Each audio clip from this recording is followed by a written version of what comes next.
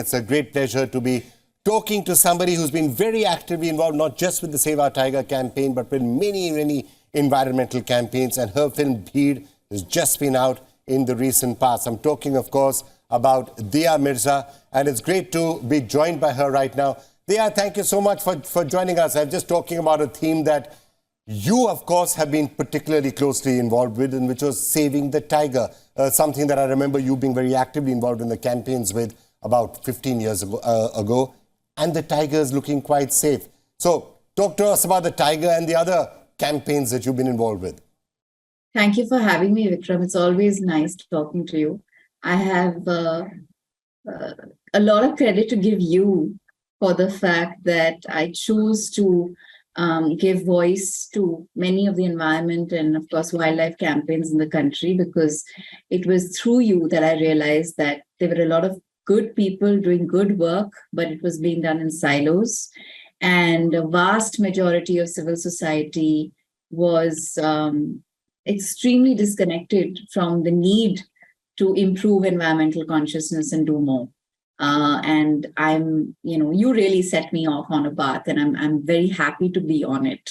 Thank you so much for that, Dia. I'm always happy to get unwarranted credit where it is not due. But okay, thank you so much. Frankly, I don't think I had much to do with it. But I'm so glad that you started lending your voice and your face for good causes. You did it. You started lending your voice and your face for environmental causes. But is that a trend now that you think is catching on and that many other people are starting to do? And is that something that's really important? Oh, absolutely. We recognized when we started that tiger campaign, when we said we only had 1,400 left, that we needed to do so much more. I remember discovering how our forest rangers would walk close to 25 kilometers a day, bare feet sometimes, or in literally rubber chappals, not have adequate, just amenities and uniform and things that they needed to survive the extremities of the work that they did. And then, of course, over the years, I've discovered so much more. But it's a win in terms of the rise in numbers, surely. But unfortunately, the rise from the last count to the one that we're looking at right now is not much to celebrate, because it's also pretty evident that we're losing many more tigers to disconnected forests, to all kinds of conflict arising out of man-animal interactions.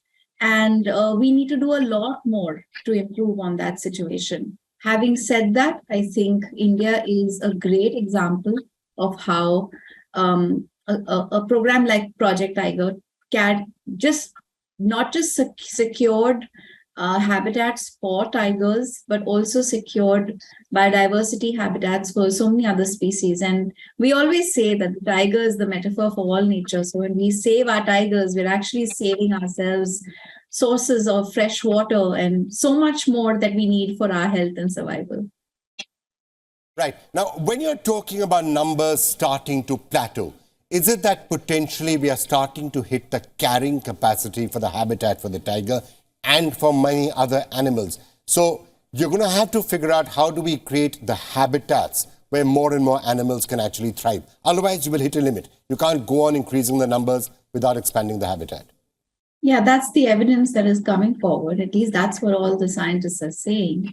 And it's not hard to understand. Each tiger, a male tiger needs a certain amount of area to survive. And there is with the rise in numbers, there is a shortfall of that area. And when they start moving from one forest to another, from one in search of more area, they usually get killed.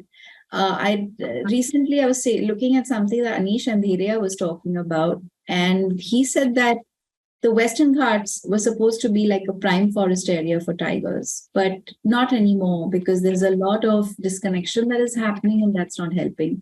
But I think realistically, we are the world's largest have the world's largest wild tiger population, which is a great win and it's a wonderful thing.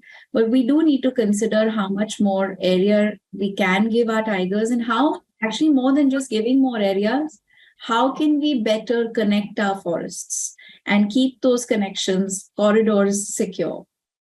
You are extending some of the activism that you often do also into the films that you're doing.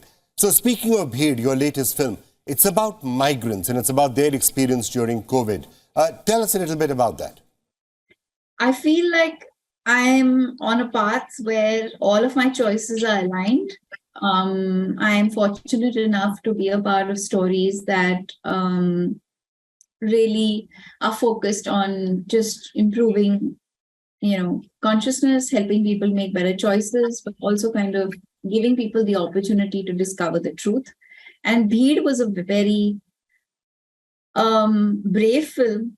The director chose to talk about a subject that I don't know many filmmakers would be brave enough to speak about and tell an entire story on, especially given the backdrop of the migrant crisis. And of course, he not only delved in the subject of the crisis itself, but also spoke about the caste system. And there's so many layers within the narrative that are so integral to the storytelling. And I feel so proud that we were able to tell the story.